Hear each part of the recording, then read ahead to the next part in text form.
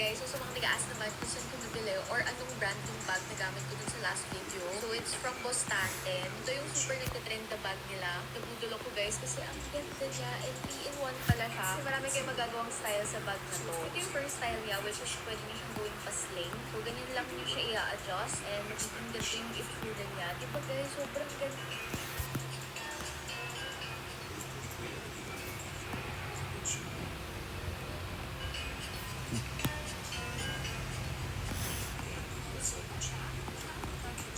Ayoko sana guys makisambay sa heat train. But unfortunately, isa rin ako sa mga inutangan ko po. Actually, dumaan na kanina yung story ni Queen Hera sa akin. Pero hinayaan ko lang kasi hindi ko naman kilala kung sino. Not until nakita ko tong TikTok ni Freddy Royo. Ang dami pala naming inutangan ni Gabo.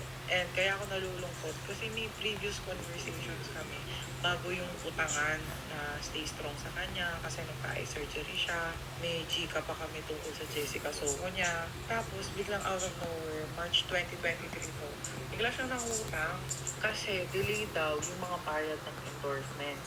Which is, gets ko kasi ganun naman talaga most of the brands. Pero nagtataka ako kasi bakit sa akin yung mangungutang? Eh, ang dami-dami niya namang kaibigan, ang dami-dami niyang nakaka-collab.